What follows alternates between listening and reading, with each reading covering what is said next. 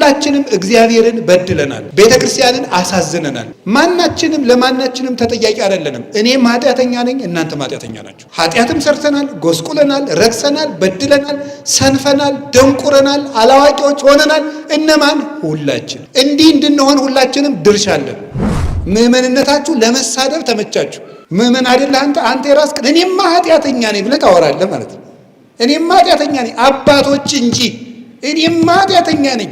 አንተ የኃጢአት ንግድ ፈቃድ አውጥተሃል? ለአንተ ማን ፈቅዶልህ ነው? አንተ ስትሆን ኃጢአተኛ ሆኖ የማውራት መብት ይፈቀድልሃል። ቄስን ሲሆን እንደምፈልጋችሁ የማብጠልጠል መብት አላችሁ። ሰይጣን እንደ ጅብ ሊውጠን አጠገባችን ነው ያለው። ማንም ተጠያቂ ይሁን ማንም ተጠያቂ ይሁን፣ ብቻ ግን ከጅቡ እንሩጥ። አውሬ ሊበላን ነው፣ እሱም ሰይጣን ነው። ቤተክርስቲያንን ሊውጣት ነው። ተያይዘን መሮጥ ነው። ኋላ ተወቅሰዋለህ ወንድም፣ እንግዲህ የለም ዝም ብለን አሁን እንሩጥ። አሁን ዝም ብለን እንደጋገፍ። የሚያምኑ ሰዎች ልባቸው ስንት ነው? አንድ ነው። ዛሬ ቤተ መቅደስ ውስጥ የገቡ 5 ቄሶች 5 ሳይሆን 500 ልብ ነው። ይቅርታ፣ ባልና ሚስት ቁጥራቸው ስንት ነው? 2። ስንት ልብ ነው ያላቸው? 1 ሚሊዮን። ኢትዮጵያ ስንት ሀገር ናት? አንድ ሀገር ነን። ስንት ልብ ነው ግን ያለን? ምን የሌለን አለ?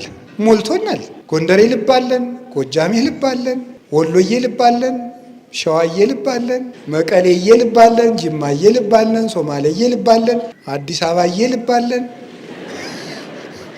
የሌለን ልብ አለን። እንዲህ አሁን በእውነት እግዚአብሔር በሚያውቀው በዚህ ዘመን ያጣ ነው ይሄንን ነው። በየጎጡ ማሰብ፣ በየሀገሩ ማሰብ፣ በየግል ማሰብ ከፍተኛ የሆነ ሃይማኖትን ከመካድ የሚከፋ በሽታ ነው። ቤቱን እየፈለጡ እየማገዱ አቶ ገሌ ጥሩ ጎረቤቴን አከብራለሁ ይባላል። የሰውየውን ቤት ማገሩን እየመዘዙ እያቃጠሉ ግድግዳውን እያፈረሱ ወንድሜ ገሌ አይባልም። በማርያም በቤተክርስቲያንና በሚካኤል ቤተክርስቲያን፣ በገብርኤል ቤተክርስቲያንና በጊዮርጊስ ቤተክርስቲያን ፈጽሞ የተለያየ ማለት ነው። ሰንበት ትምህርት ቤት ከሰንበት ትምህርት ቤት ፉክክር፣ ጽዋ ማህበር ከጽዋ ማህበር ፉክክር፣ እኔ በልጥ አንድ ልብ ፈጽሞ የለን። እንዲህ ያለ ነገር ማን ያመጣብን? ኢንተርኔት ውስጥ ብትገቡ ሁሉም ሰው የቤተ ክርስቲያን ተቆርቋሪ ነው። ቤተ ክርስቲያን እንዲህ መደረግ አለበት፣ ያም ተነስቶ ሲኖዶስ እንዲህ ማድረግ አለበት፣ ያም ይመጣና ቤተ ክህነት እንዲህ ማድረግ አለበት፣ ሰባኪዎች እንዲህ ማድረግ አለባችሁ፣ እንንትና እንዲህ ማድረግ አለባችሁ። እናንተም በዚህ ቦታችሁ አትበጥብጡ። ብድግ ብለን ጳጳስም ያምረናል፣ ፓትርያርክም ያምረናል። እማንነካካው ነገር የለም። እናማስለዋለን ገብተን ማለት ነው።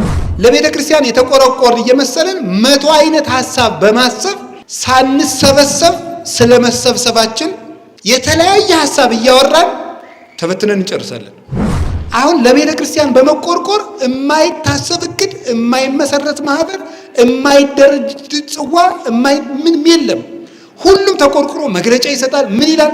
ግን አንድ ልብ ይኖረን። በስመ አብ ወወልድ ወመንፈስ ቅዱስ አሐዱ አምላክ። በስመ አብ ወወልድ ወመንፈስ ቅዱስ አሐዱ አምላክ። በስመ አብ ወወልድ ወመንፈስ ቅዱስ አሐዱ አምላክ። ይትባረክ እግዚአብሔር አምላከ አበዊነ ቅዱሳን ዘሰባህ ምህረቶ ለአይሊነ። ምህረቱንና ቸርነቱን ይቅርታውን በሕይወታችን ላይ ያጸናንልን እግዚአብሔር ስሙ የተመሰገነ ይሁን። የእናታችን የቅድስት ድንግል ማርያም የቅዱሳን መላእክትና የቅዱሳን ሁሉ ረድኤት አይለየን። የተከበሩ መላከ ሰላም ኤፍሬም ሙሉ ዓለም የባህር ዳር ሀገረ ስብከት ስራ አስኪያጅ፣ የተከበራችሁ አባቶቻችን መምህራን፣ ካህናት፣ ዲያቆናት፣ የደብሩ አስተዳዳሪ፣ ሌሎችም የአድባራት የገዳማት አስተዳዳሪዎች፣ የእግዚአብሔር ቤተሰቦች ሁሉ አንድ አምላክ በሚሆን በአብ በወልድ በመንፈስ ቅዱስ ስም እንደምን ዋላችሁ? እንዴት ሰነበታችሁ? እንደምን ቆያችሁ? ቸርነት የባህሪ ገንዘቡ የሆነ ፈጣሪያችን ላደረገልን ነገር ሁሉ ስሙ የተመሰገነ ይሁን። በመካከላችን ተገኝቶ እንዲያስተምረን ቅዱስ ፈቃዱ ይሁንልን። እንግዲህ እንደ እግዚአብሔር ፈቃድ ብዙ ርዕሰ ጉዳዮችን በማለዳው ክፍለ ጊዜ ክፍል 1 ባስተማሩን መምህርም በጥያቄ መልስና መልሱም ስንወያይ ቆይተናል። ለዕለቱ ግን እንደማጠቃላይ የሚሆንን አንድ የመጽሐፍ ቅዱስ ክፍል አንስተን ዕለቱን እናጠቃልላለን ማለት ነው። ለዚያ ማጠቃለያ የሚሆነን ርዕስ አንድ ልብ በሚል ርዕስ ነው። እስኪ በሉ ሁላችሁ። መጀመሪያ ወንዶች ብቻ በሉ፣ እንቅልፋችሁ እንዳይመጣ ሁላችሁ በሉ በሉ። እስኪ ደግሞ እህቶቻችን በሉ፣ እነሱ ይበልጣሉ። አሁን ደግሞ አንድ ላይ በሉ። ስንት ልብ? እንግዲህ የዚህ ጉባኤ የዕለቱ መልእክት አንድ ልብ ነው። ይሄን ይዛችሁ ብትሄዱ ደስ ይለኛል። የዕለቱ መልእክታችን ምንድን ነው? አንድ ልብ። እሺ፣ የሐዋርያት ሥራ ምዕራፍ 4 ቁጥር 32 ላይ የምናገኘው የመጽሐፍ ቅዱስ ክፍል ነው። እንግዲህ ምን ብሎ ይናገራል? ኩሎሙ እለ አምኑ በአሃዱ ልብ ወበአሃቲ መንፈስ አልቦ እሙስቴቶሙ ዘይብል ዘዚአየ ንዋይ አላ ዘኩሎሙ ህቡረ ይላል። ያመኑትም ሁሉ አንድ ልብ ነበራቸው። ያመኑትም ሁሉ አንድ ልብ ነበራቸው። ከነሱም መካከል ይህ የኔ ነው የሚል አልነበረም፣ የሁሉም አንድ ነበር እንጂ ይላል። ያመኑትም ሁሉ አንድ ልብ ነበራቸው። የሐዋርያት ሥራ ምዕራፍ 4 ቁጥር 32፣ የሐዋርያት ሥራ ምዕራፍ 2 ቁጥር 43 ላይም ታገኙታላችሁ። ሁለት ቦታ የተነገረ ነው። በአሐዱ ልብ ወበአሐቲ መንፈስ ይጸመዱ ውስጥ ቤተ መቅደስ፣ በቤተ መቅደስ ውስጥ አንድ ልብ ሆነው ያገለግሉ ነበር ይላል። ይህንን ቃል የጻፈልን ቅዱስ ሉቃስ ነው። የሐዋርያት ሥራን የጻፈው ቴዎፍሎስ ለሚባል አንድ ንጉሥ እንዲያው የሐዋርያትን ስማቸውን እስኪ ዘርዝረ ንገረኝ ብሎ መልእክት ላከበት። ንጉሡ ቴዎፍሎስ የሚባለው ንጉሥ የሐዋርያትን ስም ዝርዝራቸውን ጽፈ ላክልኝ ቢለው፣ አይ ስምንማ የሚያከብረው ምንድን ነው ብሎ ነው ስራ ነው እንጂ ብሎ ስራቸውን ጽፎ ላከልን። ስም በስራ ይከብራል። ስለዚህ የሐዋርያት ስራ ተባለ መጽሐፋቸው። ሐዋርያትን ሐዋርያ አድርጎ ያስከበራቸው ስራቸው ነውና በዚህ የሐዋርያት ሥራ በተባለው መጽሐፍ ቅዱሳን ሐዋርያት ለቤተ ክርስቲያን እና ለክርስቶስ ፍቅር የከፈሉትን ዋጋና የእግዚአብሔርን ረዳትነትና መጋቢነት የምናሳይበት ነው።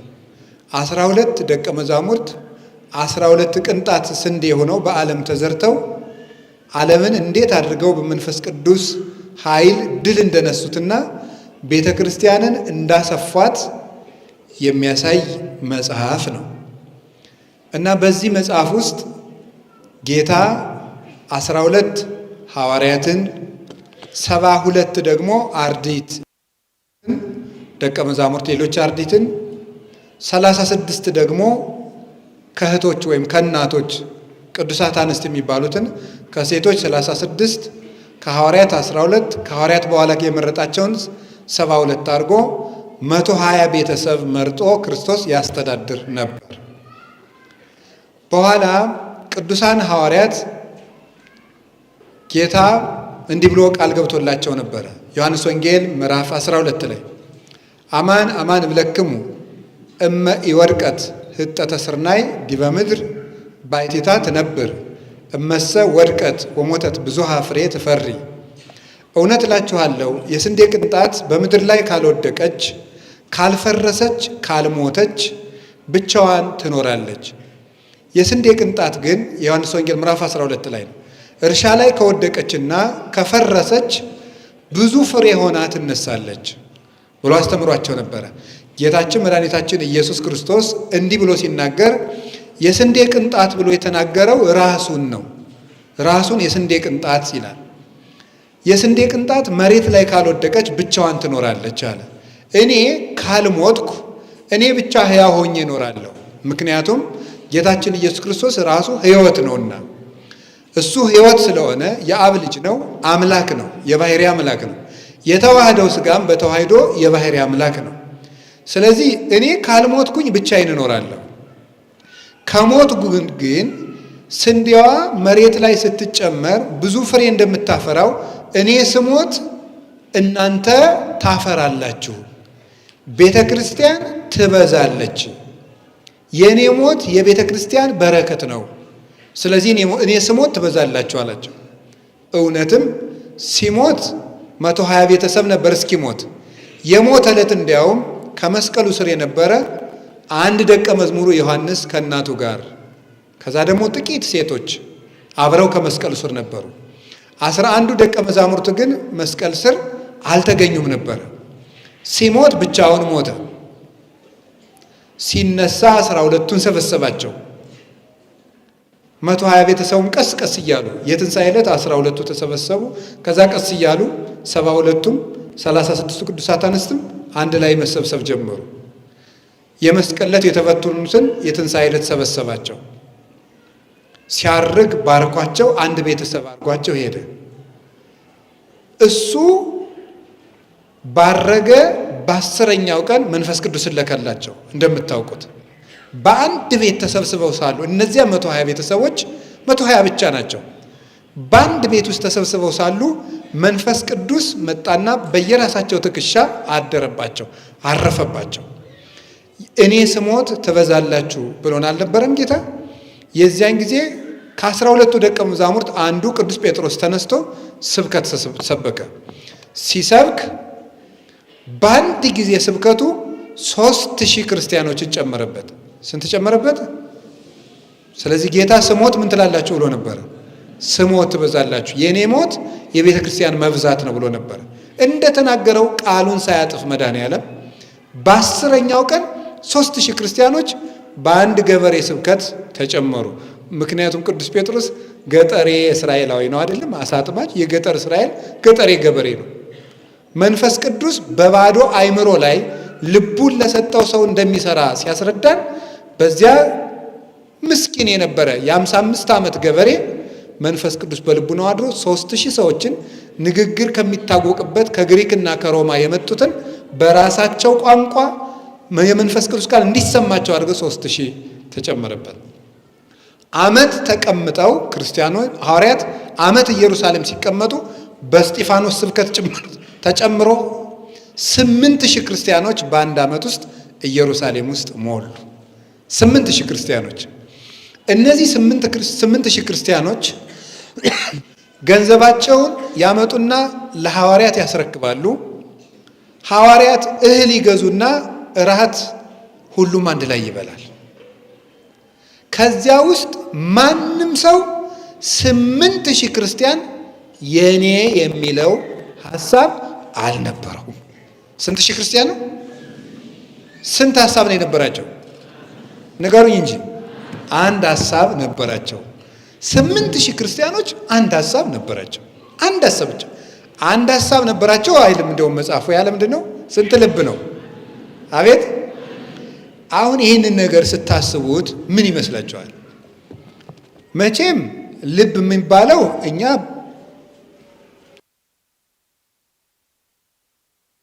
የምትባለው እቺ ደም የምትረጨው ከረጢት ናት መቼስ አይደለም? እቺ ደም የምትቀበለውና የምትረጨው ናት ልብ የተባለችው። እና አንድ ልብ ከሆነ ሁላቸውም እያወጡ ጥለው በሆነ ሰው አንድ ልብ እያሰቡ ነው ወይም በዚያች ደም በአንድ ሰው ደም እየረጩ ነው በአንድ ሰው ልብ። እንደሱ ማለት መቼስ አይሆንም። እና ልብ የሚባለው ምንድን ነው? ልብ ሰው የሚያስበው በልቡ ነው በጭንቅላቱ ነው? ንገሩኝ እንጂ። ሰው የሚያስበው በዚህ ነው በዚህ ነው? በዚህ ነው በዚህ ነው? እስኪ የምታስቡበትን ንኩት። ለማንኛውም እንዳንረባበሽ ንኩ። የምታስቡበትን ማሰቢያችሁን ንኩት። በምን አውቃችሁት ነው? እኔ የሚመስለኝ ያወቃችሁት እንደው ብዙ ሊቁ ናችሁ ሳይሆን ያወቃችሁት በጣም ብዙ ስትጨናነቁ ሎድ እንደበዛበት ቴሌቪዥን እየሞቃችሁ እዚህ ላይ ይመስለኛል። በዚያ ባትማሩ እንኳን ሲነዳችሁ ታውቁታላችሁ። ራስህን ፈልጦ ሲጥልህ ቢያንስ በዚህ ይገባል፣ በዚህ እንደምታስብ ነው። እንደው በቃ የአእምሮ ባለሙያ መሆናችን ይቅርብን። እንደዚያ ከሆነ ልብ ማለት ማሰብ ነው። ልብ እውቀት፣ አእምሮ ማለት ነው። ልብ የሚለው ቃል ግዕዝ ነው። ልብ ማለት አእምሮ ማለት ነው፣ እውቀት ማለት ነው። ልባዌ ማለት ማስተዋል፣ ልብ ልባዌ፣ ለበወ ለበወት ማለት ማስተዋል፣ እውቀት፣ አእምሮ ማለት ነው። ስለዚህ ልብ ማለት እውቀት ከሆነ ለምንድን ነው ይቺ ደም የምትረጨው ልብ የተባለች? ለምን ይመስላችኋል? ለምንድን ነው እንደዚህ የተባለበት ምክንያት ሰው ነፍስ አለው። ነፍስ አለው። ነፍስ ስራዋን የምትሰራው እዚህ ውስጥ ነው። እዚህ ላይ ነው የምትሰራው። ይሄ የነፍስ የስራ ፋብሪካዋ ነው። ይሄ ቦታዋ ነው፣ ስራ ቦታዋ ነው። ይሄ ሐሳቧን የምታዘጋጀው እዚህ ውስጥ ነው። ይሄን ተጠቅማ ነው።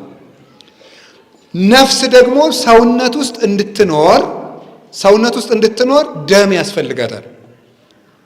ደም ከደረቀ ቀጥታ ደም ከተማዋ ስለሆነ ነፍስ ጥላው ትሄዳለች። ነፍስ ጥላው ስለምትሄድ የሰው ልጅ ከዛ በኋላ ማሰብ አይችልም ማለት ነው።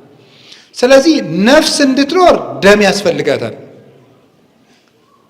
ነፍስ እንድትኖር ነፍስ ያስፈልጋል። ነፍስ ደግሞ በደም ማኗሪነት እየኖረች ሐሳቧን እዚህ ውስጥ ታዘጋጃለች። ብዙ ደም ነው የሚለቀቀው። እንግዲህ ትልቁ የደም ጋን ወደ ጭንቅላት የሚሄደው ነው። ስለዚህ በዚያ መሰረት አእምሮዋን ደም ውስጥ ትኖርና ሐሳቧን እዚህ ላይ ታዘጋጃለች ነፍስ። እና በዚያ ምክንያት ይገርማችኋል፣ ከተማይቱ ከረጢቲቱ በነዋሪው ምክንያት ምን የሚል ስም አገኘች? ነገሩኝ እንጂ ልብ። ምክንያቱም ነዋሪዋ ነፍስ አስተዋይ ስለሆነች በነዋሪቱ በነፍስ ምክንያት ከረጢቲቱ ልብ። ለምሳሌ የአንድ ሀገር ንጉሥ ወይም የአንድ ከተማ ከንቲባ በመኪና ሲመጡ መኪናው ሲመጣ ምኑ መጡ ትላላችሁ? ንጉሱ መጡ ትላላችሁ? ንጉሱ ናቸው መኪና ነው ግን እየመጣ ያለ? ንገሩኝ እንጂ። ስለዚህ ንጉሱ ሲመጡት መኪናው ናቸው እንዴ? መኪናው መጡ መቼም አትሉ፣ ንጉሱ መጡ ነው። ለምንድን ነው ንጉሱ መጡ የተባለ? መኪናይቱ ውስጥ ባለው ሰውዬ ምክንያት ንጉስ ተብላ ተጠራች ማለት ነው። ማደሪያ ባዳሪ፣ አዳሪ በማደሪያ ይጠራል ይባላል በቤተ ክርስቲያን አስተምህሮ። ልብ የተባለችው እሷ ናት። ስለዚህ ህሊናሁ ለብእሲ መንፈሱ ይእቲ ይላል ቅዱስ አትናቴዎስ ሃይማኖተ አበው ላይ። የሰው እውቀቱ የሰው ልቡ ነፍሱ ናት ይላል። የሰው እውቀቱ የሰው ልቡ ነፍሱ ናት። ታዲያ ያመኑት አንድ ልብ ነበራቸው ማለት አንድ ሐሳብ ያስቡ ነበር ማለት ነው። አንድ ሐሳብ ያስቡ ነበረ። አንድ ልብ ነበራቸው እንጂ አንድ ከረጢት ነበራቸው አይሆንም። አንድ የሁሉ ጭንቅላትም ተጨፍልቆ በመዶሻ አንድ እንደዚህ የተደወለቦለ ቅል ሆኑ ማለት አይደለም። መቼስ ምን ማለት ነው? አንድ ሐሳብ ያስቡ ነበረ።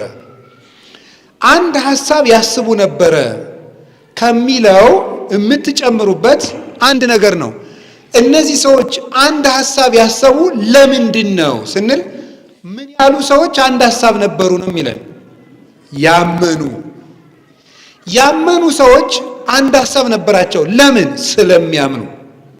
የሚያምኑ ሰዎች ምንጊዜም ልባቸው ስንት ነው? በሞቴ ንገሩኝ እንጂ። የሚያምኑ ሰዎች ልባቸው ስንት ነው? አንድ ነው። አይገርማችሁም? 8,000 ሰው ልነግራችሁ ነው። 8,000 ሰው አንድ ልብ ሊኖረው። ዛሬ ቤተ መቅደስ ውስጥ የገቡ 5 ቄሶች 5 ሳይሆን 500 ልብ ነው። ይቅርታ ያው እኔም ውስጥ ስላለው ችግር የለም፣ አብረን ነው የምንሰዳደብ። እኔ ማለት ነው በቃ እኔ ብሎ አባ በሉት ችግር የለም። ሌላውን ቄስ ተውና እኔን በሉ። እሱን ተውት። እኔ ብቻዬን ስንት ልብ ነው ያለኝ? ማት ልብ። ስትጸልዩ ይሁት እንግዲህ ማለት ስትጸልዩት። አሁን ራሱ ስንት ልብ ነው ያላችሁ? አሁን ራሱ በዚህ ሰዓት ሱቅ ይሄዳለ፣ እቁብ ይሄዳለ፣ እድር ይሄዳለ፣ ሚስቱ ጋር ይሄዳለ፣ ወደፊት የሚያገባት ሚስቱ ጋር ይሄዳለ፣ ገበያ ይሄዳለ፣ አሜሪካ ይሄዳለ፣ ስኮላርሺፕ ጋር ይሄዳለ። ያልሄደ የለም እዚህ ውስጥ ራሱ ማለት ነው። ማት ልብ በየሰከንዱ እንግዲህ ሰው በቀን ስንት ሺህ ሐሳብ ነው ያስባል የተባለው አልዘራብድም። ሐኪሞች ሲሉ የሰማቸው እኔ እንግዳ 20 ሺህ ይበሉ ምን ይበሉ እኔ አላውቅም። ዞሮ ዞሮ በጣም ብዙ ሺህ ሐሳብ ነው የሰው ልጅ ጭንቅላት በየቀኑ የሚያበላ። ያመኑ ሰዎች ግን ስንት ልብ አላቸው? አቤት አንድ ልብ አላቸው። አንድ ልብ አላቸው። ሰዎቹ የመጡ ከየት ነው? አገራቸውን ብትቆጥሩት እመቤቴን ትስቃላችሁ ሀገራቸውን። ግማሹ ከሶሪያ፣ ግማሹ ከሮማ ከጣሊያን፣ ግማሹ ከግሪክ፣ ግማሹ ከመካከለኛው ምስራቅ፣ ግማሹ ከፍልስጤም ከመላው ዓለም ተሰብስበው ከመላው ዓለም ነው። ይመጣል እንደመጣ ነው የሚቀር፣ ይመጣል እንደመጣ ነው የሚቀር፣ ይመጣል እንደመጣ ነው የሚቀር። ከኤዥያ ከአውሮፓ ተሰብስበው ከኤዥያ ከአውሮፓ ከሰሜን አፍሪካ ከምስራቅ አፍሪካ ከየትኛውም የዓለም ክፍል ተሰብስበው በሞት የቃሉን በሉት ስንት ልብ ነበራቸው? አቤት አንድ ልብ ነበራቸው። ከሰባቱ አህጉር ተሰብስበው አንድ ልብ ነበራቸው። ኧረ ያ ልብ የት ነው ያለው? ምንድን ነው ያ ልብ? ያመኑ ሰዎች አንድ ልብ። ይኸው ዛሬ ይሁት። እውነቴን ነው። ስንት ሺህ ነበሩ የዛን ጊዜ? ይቅርታ በጣም አቤት። ባልና ሚስት ቁጥራቸው ስንት ነው? ለየብቻ ቁጥራቸው ግድ የለም። ስንት ናቸው? አስካለ ማርያምና ገብረ ማርያም ስንት ናቸው? ሁለት። ስንት ልብ ነው ያላቸው? 1 ሚሊዮን። እውነት እንደነውባቸው። ሰዎቹ ግን ስንት ናቸው? አረ በሞቴ ንገሩኝ። ክርስቲያኖች የዛን ጊዜ የነበሩ ስንት ናቸው? ስንት ልብ? ወለተ ማርያምና ገብረ ማርያም ደግሞ ስንት ልብ? 1 ሚሊዮን። አይጠቅመውም፣ ስላለካ ነው እንጂ። ለምንድን ነው? ይሄን በደንብ እንድታስተውሉ ትፈልጋለህ እግዚአብሔር ቤተሰቦች። እንግዲህ የዛ ጊዜ እንዳልኳችሁ ከአውሮፓ ከአሜሪካ ከምናምን ነው። ኢትዮጵያ ስንት ሀገር ናት? አቤት አንድ ሀገር ነን። ስንት ልብ ነው ግን ያለን? ምን የሌለን አለ? ሞልቶናል። ጎንደሬ ልብ አለን፣ ጎጃሜ ልብ አለን፣ ወሎዬ ልብ አለን፣ ሸዋዬ ልብ አለን፣ አዲስ አበባዬ ልብ አለን። የሌለን ልብ አለን? መቀሌዬ ልብ አለን፣ ጅማዬ ልብ አለን፣ ሶማሌዬ ልብ አለን። እዚህ ራሱ ብታመጧት ቀበሌ 7ዬ ልብ አለን፣ ቀበሌ 14 አለን፣ ቀበሌ 11 አለን፣ አባይ ማዶ አለን፣ ሰባት አሚት አለን። ስለማላውቀው ነው ስፍሩ። የሌለን ልብ አለ። እንዲህ አሁን ቀላል መስሏቸዋል። በእውነት እግዚአብሔር በሚያውቀው በዚህ ዘመን ያጣ ነው ይሄንን ነው። አንድ ልብ መቼ ነው የምንኖረው? ይሄ ከፍተኛ ክህደት ነው። አምኖ አንድ ልብ አለመሆን፣ በየጎጡ ማሰብ፣ በየሀገሩ ማሰብ፣ በየግል ማሰብ ከፍተኛ የሆነ ሃይማኖትን ከመካድ የሚከፋ በሽታ ነው። ቅዱስ ዮሐንስ አፈወርቅ የሚለው ልንገራችሁ። እንዲህ ነው የሚለው፣ እየሰማችሁ ነው። የሆኑ ሰዎች አንድ ንጉሥ ነግሶ ለዚህ ሰውዬ ግብር አንገብርም አሉ። ገብሩ አንገብርም አሉ። ይሄ ሰውዬ ንጉሱን አክብረውታል? አላከበሩትም? መልሱ እንጂ። አቤት አላከበሩትም። በጣም ጥሩ። ይህ ሰዎች ይቀጣቸዋል? አይቀጣቸውም? አቤት ጥሩ። ንጉሥ ግብር ገብሩ ብሏቸዋል። ማን? እገሌ። ማን? ንጉሥ እገሌ። የማን አባቱ ንጉሥ? አልከፍልም። ዋጋውን ያገኛል። ጥሩ። ሌላኛው ሰውዬ ደግሞ መጣ። ንጉሥ ሺህ ዓመት ይንገሱ፣ እርስዎን ንጉሥ ያደረገልን አምላክ ይመስገን፣ እድሜውን ያርዝምልዎት አለ። ዙፋናቸውን ደግሞ ብድግ አደረገና በመጥረቢያ ቆርጦ ቆርጦ ቆርጦ ቆርጦ ቆርጦ ቆርጦ ፈልጦ ፈልጦ ፈልጦ ፈልጦ 1000 ፍልጥ አደረገው። ይሄ ሰውዬስ ንጉሱን ያከብረዋል? አያከብረውም? ንገሩኝ እንጂ። ያከብረዋል? አያከብረውም? ይቀጣል? አይቀጣም? ይቀጣል። ቅዱስ ዮሐንስ አፈወርቅ ምን እንደሚል ታውቃላችሁ? ለንጉሱ አንገብርም ንጉሱንም አናውቅም የሚሉት ሃይማኖት የሌላቸው ሰዎች ናቸው ይላል። ንጉሱን አንተን ያንተን ንግስና ተቀብለናል ብሎ ዙፋኑን የሚፈልጠው ደግሞ ክርስቲያን ሆኖ ቤተ ክርስቲያንን የሚከፋፍል ሰው ነው ይላል። ይሄ ሰው ከከሃዲ ሰው እኩል ነው። ቤተ ክርስቲያንን የሚከፋፍል ሰው፣ ለየብቻው የሚያስብ በየመንደሩ የሚያስብ ሰው ይሄ ሰውዬ የክርስቶስን ዙፋን ከፋፍሏል። የክርስቶስ ዙፋን ደግሞ ቤተ ክርስቲያኑ ናት፣ ማደሪያው ናት። ቤተ ክርስቲያን ማለት የእግዚአብሔር ቤት ማለት ነው። የእግዚአብሔር ቤት ነው። ቤቱን እየፈለጡ እየማገዱ አቶ ገሌ ጥሩ ጎረቤቴን አከብራለሁ ይባላል እንዴ? የሰውየውን ቤት ማገሩን እየመዘዙ እያቃጠሉ ግድግዳውን እያፈረሱ ወንድሜ ገሌ አይባልም። ያመኑትም ስንት ልብ ነበራቸው? አቤት! እና በሞቴ የተወደዳችሁ የእግዚአብሔር ቤተሰቦች አንድ ልብ እናስብ። አሁን የሚያስደንቃችሁ ነገር በአንድ ቤተ ክርስቲያንና በሌላ አጥቢያ መካከል አንድ ልብ መሆን የለም። ፉክክር ነው የሚኖረው። እኔ ስለ ባህር ዳር አይደለም የማወራው። በጣም ይቅርታ አድርጉልኝ። እግዚአብሔር በሚያውቀው የትም ከተማ ማሰብ ትችላላችሁ። በማርያም በቤተ ክርስቲያንና በሚካኤል ቤተ ክርስቲያን፣ በገብርኤል ቤተ ክርስቲያንና በጊዮርጊስ ቤተ ክርስቲያን ፈጽሞ የተለያየ ማለት ነው።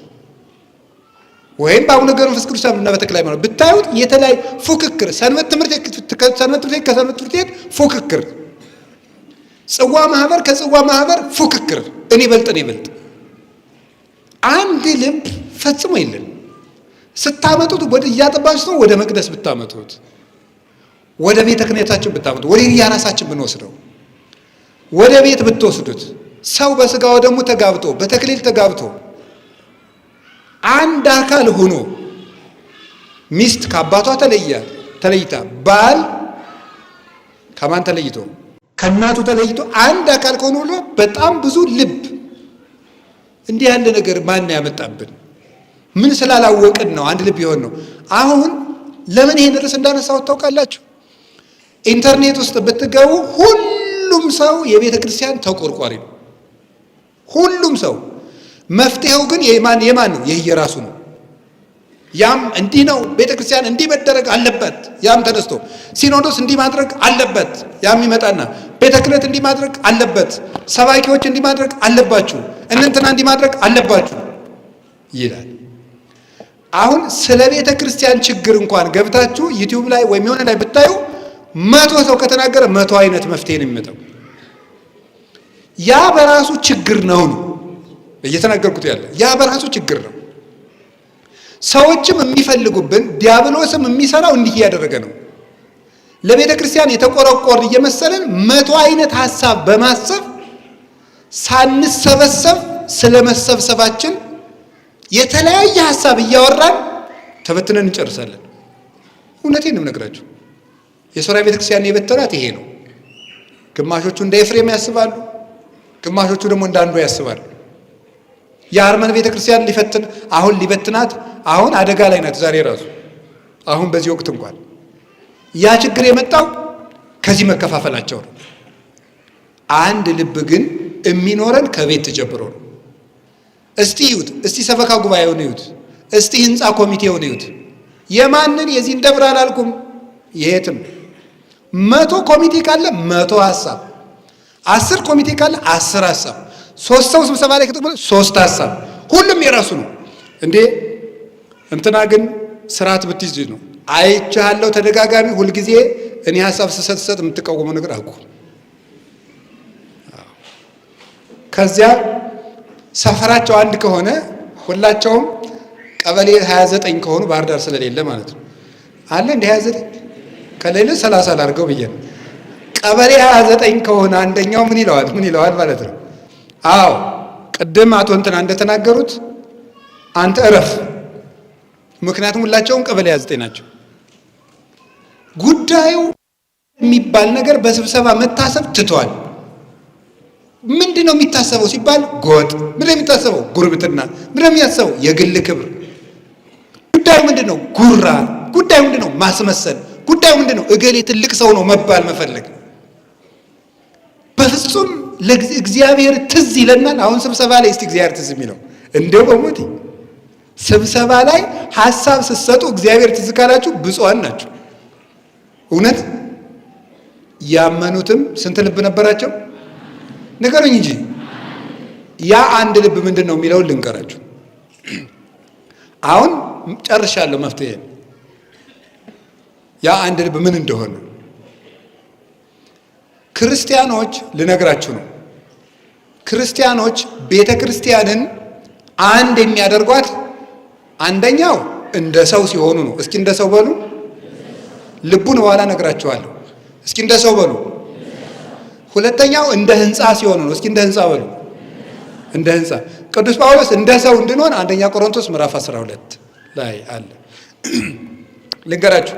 አይን በሉ፣ ጆሮ፣ አፍንጫ፣ አፍ፣ እጅ፣ እግር በሉ፣ ኩላሊት። ስንት ልብ ነው ያላችሁ? ንገሩኝ እንጂ። ስራቸውሳ ስንት አይነት ነው? አቤት። አይን ያያል በሉ፣ ጆሮ፣ እጅ፣ እግር፣ አፍ። የተለያየ ስራ ግን ስንት ልብ? ንገሩኝ እንጂ። የተለያየ ስራ ስንት ልብ? አንድ ልብ። የተለያየ ስራ ማለት ጸጋችን ስንት ነው? ንገሩኝ እንጂ። አንዳችን ቄስ እንሆናለን፣ አንዳችን ዲያቆን፣ አንዳችን ምዕመን እንሆናለን። የተለያየ መክሊት አለን። በተለያየ እንዳልኩት አሁን በሰንበት ትምህርት ቤት፣ በማህበረ ቅዱሳን፣ በጽዋ ማህበር፣ በዚህ በተለያየ እንደ መክሊታችን ገብተን ልናገለግላት እንችላለን። ቤተክርስቲያን በየድርሻችን መክሊታችን ይብዛ ግድ የለም። ልባችን ግን ስንት ይሁን ነው እኔ የምላችሁ። አሁን ለቤተ ክርስቲያን በመቆርቆር የማይታሰብ እቅድ፣ የማይመሰረት ማህበር፣ የማይደረጅ ጽዋ፣ ምንም የለም። ሁሉም ተቆርቁሮ መግለጫ ይሰጣል። ምን ይላል? ግን አንድ ልብ ይኖረን። ሰማችሁ? ሰማችሁ ወይ? ሁሉ ደግሞ ስርዓቱን ጠብቆ በየቦታው ይኖራል። እስኪ በየቦታው በሉ ንገሩ እንጂ። አይን ለምሳሌ የት ነው የሚኖረው? ሁልጊዜ ሁላችሁ የራሳችሁን አሳዩ። እዚህ በሉ እንጂ። ጥሩ። አይን ከእግር በታች ቢሆንስ? ጫማ ውስጥ ቢሆን በረገጥክ ቁጥር ስታለቅስ ትውላለህ ማለት ነው። ሁሉም የሚያምረው ቦታው ላይ ሲሆን ነው። እስኪ ቦታው ላይ ሲሆን ነው በሉ ንገሩኝ እንጂ። አዎ እግር እያጣበቀ ቢያጎርሰንስ? እንደዚህ ትቢያ ስትቅም ትውላለህ ማለት ነው። ሁሉም በቦታው ነው በሉ እንጂ። ምዕመኑ የምን ስራ ይስራ? ካህኑ የምን ስራ ይሰራል? እናንተም በዚህ ቦታችሁ አትበጥብጡ። ብድግ ብለን ጳጳስም ያምረናል፣ ፓትርያርክም ያምረናል። እማንነካካው ነገር የለም። እናማስለዋለን ገብተን ማለት ነው። ምዕመንነታችሁ ለወሬ ተመቻችሁ ነው።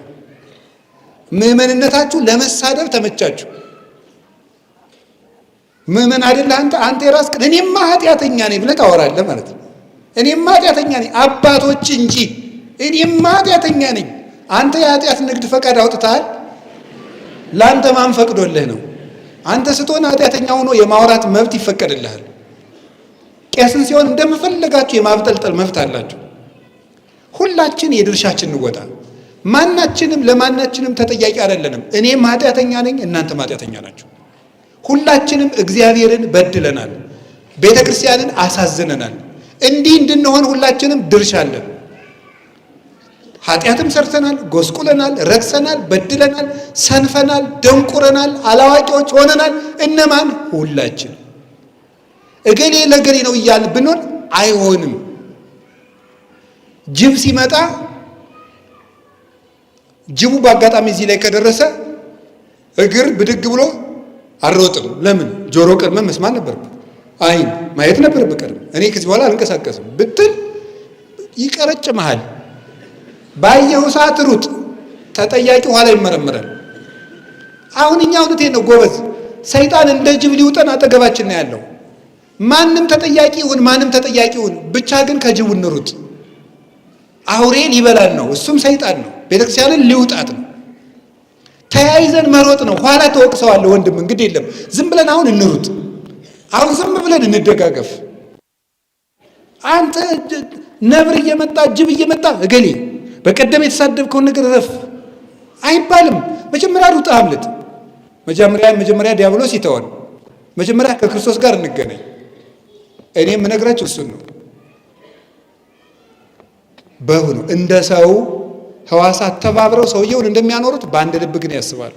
እሱን ልብ ገና አልተናገርኩትም። የመጀመሪያው ሁለተኛው እንደ ህንፃ ነው። እስኪ እንደ ህንፃ በሉ። ኤፌሶን ምዕራፍ 2 ቁጥር 21 ላይ ሁሉም እንደ ህንፃ በስርዓት ተጋጥሟል ይላል።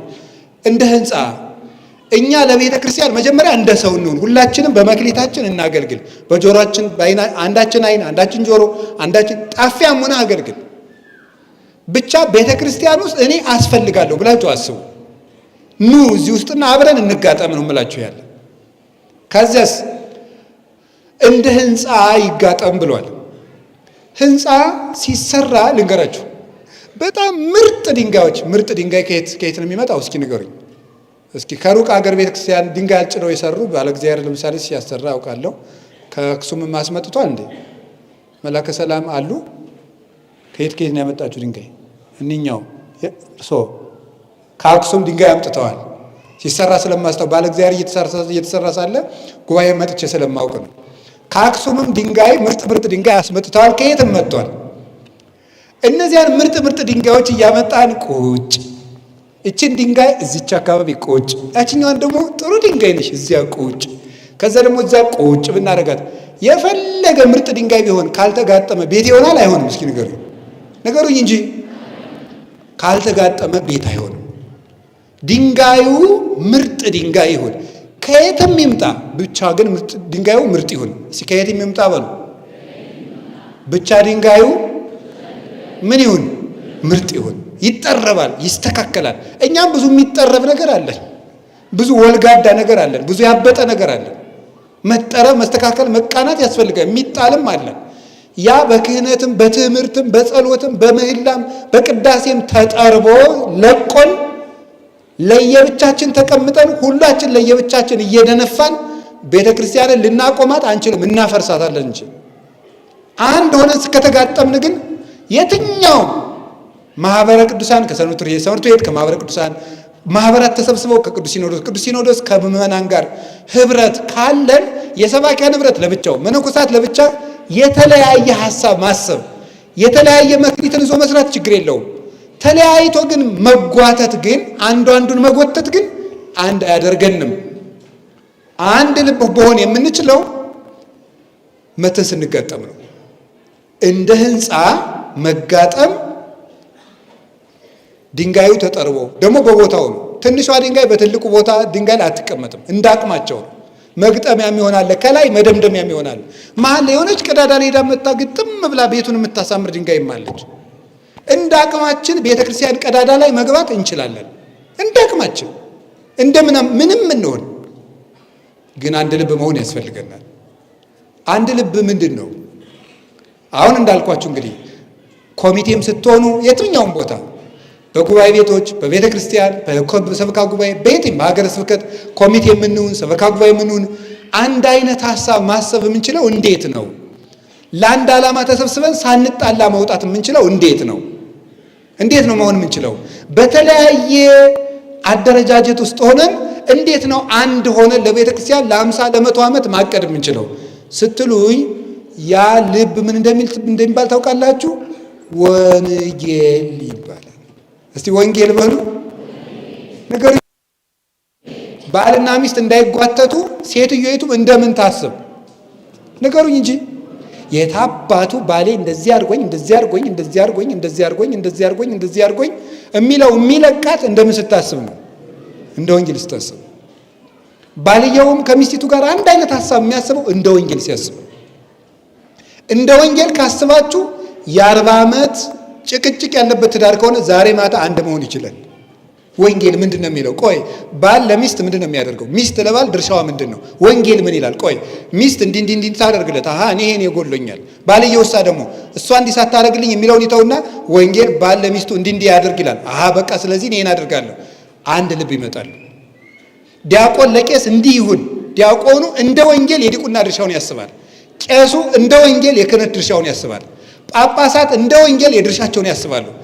ወንጌል ጳጳስ ምን ይሁን ይላል። ፍትሐ ነገሥት ጳጳስ ምን ይጠበቅበታል ይላል። መምህር ምን ይጠበቅበታል ይላል። መነኩሴ ምን ይጠበቅበታል? ክርስቲያን ምን ይጠበቅበታል? ኦርቶዶክሳዊ ስብሰባ ምንድን ነው? ለምንድን ነው የተሰበሰብነው? ሁላችንም እንደየግል እውቀታችን፣ እንደየአመጣጣችን፣ እንደ ስራ ልምዳችን፣ እንደየታሪካችን፣ ፍላጎታችን የሆኑ ሰዎች እንዳወሩን ወሬ እንደመሰለን እንደተጫነው ነገር ስለምናስብ አንድ ልብ መሆን አቅቶናል። 8000 ሰዎች ግን ከተለያየ ሀገር ተሰብስበው አንድ ልብ መሆን የቻሉት እንደ ወንጌል እያሰቡ ነው። ምን እንደሆነ ታውቃላችሁ? ወንጌል የእግዚአብሔር ልብ ይባላል። አንደኛ ቆሮንቶስ ምዕራፍ 2 ላይ ቅዱስ ጳውሎስ እኛ የክርስቶስ ልብ አለን ይላል። እስኪ በሉ እኛ የክርስቶስ ልብ አለን በሉ። ዮሐንስ አፈወርቄን ሲተረጉም እኛ የአርስቶትል፣ የሶቅራጥስ፣ የፓይታጎረስ፣ የፕላቶ ልብ የለንም ይላል። እኔ ለምሳሌ የፕላቶ ቢኖረኝ አንተ ደግሞ የሶቅራጥስ ካለ አንድ ላይ ማሰብ እንችላለን? አንችልም። የክርስቶስ ልብ ካለ ግን አንድ አይነት ሐሳብ ማሰብ ይቻላል። እኛ የክርስቶስ ልብ አለኝ። ጌታ ዮሐንስ ወንጌል ምዕራፍ 15 ላይ በፍቅር የኑሩ ልቤ በእናንተ ይኖር ዘንድ አለ። ልቤ ያለው ወንጌልን ነው ይላሉ ትርጓሜው። ሰው ሐሳቡን በልቡ ያኖራል። ክርስቶስ ሐሳቡን በወንጌል አኖሮታል። ወንጌል ልብ ነው። እንደ ወንጌል ካሰብን 1 ሚሊዮን ብንሆን አንድ አይነት አሰብ ግድ የለም አልበዛንም። ልባችን ነው አንድ መሆን ያቃተው። ህንድ ቤተ ክርስቲያን ብትሄዱ ለ2.5 ሚሊዮን ኦርቶዶክስ ማት አይነት ማህበር ነው ያለ። የሴቶች ማህበር ክንፍ የሚባል አለ። የ12ኛ ክፍል ተማሪዎች ክንፍ፣ የኤሌመንተሪ ተማሪዎች ክንፍ፣ የዩኒቨርሲቲ ተማሪዎች ክንፍ፣ የአረጋውያን ክንፍ፣ የተመራቂዎች ክንፍ፣ ማዕት የካህናት ህብረት፣ የመነኮሳት ህብረት የሚባላላቸው እያንዳንዳቸው ግን በቅዱስ ሲኖዶስ ፈቃድ የሚመሩ ለየራሳቸው ጳጳስ የተሾመላቸው ሐሳባቸው ግን ስንት ልብ ነው? በሞት ንገሩኝ። አንድ ልብ ነው። አንድ ልብ እንድናስብ በየቀኑ ወንጌል አነቡ፣ ወንጌል ተማሩ። መጨረሻ ላይ ግን አንድ ምን ሆነው ሁላችንም መቁረብ ስንጀምር ነው። ቅዳሴ ስንቀድሰን መጨረሻ ላይ ቄሱ ስጋው ደሙን እየፈተተ ምን እንደሚል ታውቃላችሁ? አንድ ቃል ይላል፣ ሀበነ ንህበር በዘዚአከ መንፈስ ቅዱስ ወፈውሰነ በዝንቱ ጵርስፎራ ከመ ብከ ንሄው ዘለኩሉ ዓለም። ምን ብሎ ይናገራል? አብና ወልድ በመንፈስ ቅዱስ አዋሃጅነት ሕይወትነት አንድ አምላክ ሆናችሁ እንደምትኖሩት እኛንም በመንፈስ ቅዱስ አንድ እንድንሆን አድርገን በዚህ ስጋና ደምም የመለያየት በሽታችን ፈውስልን፣ አንድ እንድንሆን አድርገን ብሎ ነው ቄሱ ስጋው ደሙን የሚፈትተው። አያችሁ፣ አሃዱ ብሎ የጀመረውን ቅዳሴ አንድ አድርገን ብሎ ይጨርሳል። ሲጀምርም አሃዱ ብሎ ነው የሚጀምረው። አብ ወልድ መንፈስ ቅዱስ፣ አሃዱ አብ ቅዱስ፣ አሃዱ ወልድ ቅዱስ፣ አሃዱ ውእቱ መንፈስ ቅዱስ ማለት አብ ከወልድ ከመንፈስ ቅዱስ ጋር አንድ ነው። ወልድ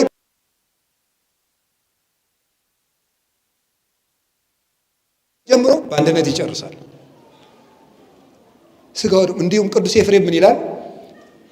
ነፍስ ስትወጣ አንድ ሰውዬ የነበረው ከወር በኋላ ብትሄድ አይኑ ለብቻው ፈርጦ፣ ጆሮ ለብቻው ነው፣ አጥንቱ ለብቻው ነው ይለያይ። ህዋሳት የሚለያዩት ነፍስ ስትወጣ ነው። ክርስቲያኖች የሚለያዩት የክርስቲያኖች ነፍሳቸው መንፈስ ቅዱስ ከነሱ ሲለይ ነው ይላል። መንፈስ ቅዱስ ሲለይ ክርስቲያኖች እንደ ህዋሳት መለያየት ይጀምራሉ። መንፈስ ቅዱስ በክርስቲያኖች ላይ ሲያድር ደግሞ ነፍስ ብዙ ህዋሳትን አንድ ሰው አድርጋ እንደምታንቀሳቅሰው እንደ አንድ ቤተ ክርስቲያን ያስባሉ። ወነአምን በአሐዱ አምላክ ወነአምን በአሐዱ ጊዜ። በስንት አምላክ ታምናላችሁ? ኃጢአት በሚሰረይባት በስንት ጥምቀት ታምናላችሁ? ከሁሉ በላይ በሆነች በስንት ቤተክርስቲያን ታምናላችሁ? ስንት ሃይማኖት አላችሁ? ስንት መምህር አላችሁ? ክርስቶስ ነው። ስንት ነው? ስንት አባት አላችሁ? ስንት ሀገር አላችሁ? መንግስተ ሰማያት። ስንት እናት አላችሁ? አንዲት ናት። ስንት ልብስ አለን? በጥምቀት የለበስነው ክርስቶስ ይባላል። የተጠመቃችሁ ሁሉ ክርስቶስን ለብሳችኋል ስለምን እና የእግዚአብሔር ቤተሰቦች ባለንበት ሀገር ሁሉ ባለንበት ሜዳ ሁሉ አንድ ልብ እንዲኖረን አንደኛ መንፈስ ቅዱስ ይደርብን። መንፈስ ቅዱስ የሚያድርብን በቤተ ክርስቲያን ስንለይ ነው። አግናጤዎስ መንፈስ ቅዱስ የት ነው የምትለኝ ከሆነ ቤተ ክርስቲያን ይችውልህ ይላል። ቤተ ክርስቲያን ባለችበት መንፈስ ቅዱስ አለ። ከቤተ ክርስቲያን አንለይ። ሁለተኛ ለስጋው ደግሞ እንዘጋጅ። ሶስተኛ አንድ ሰው ሐሳብ ሲሰጣችሁ ከሰውየው አንጻርና ከራሳችሁ አንጻር ሳይሆን ከወንጌል አንጻር እዩት። ለጋራ ለተሰበሰብንበት ጉዳይም እንደ ግል ሐሳባችን ማቆም ትተን እንደ ወንጌል ሐሳብ እናስብ። መድኃኔዓለም አንድ ልብ ይስጠን። ወስብሐት ለእግዚአብሔር። ይቆየን።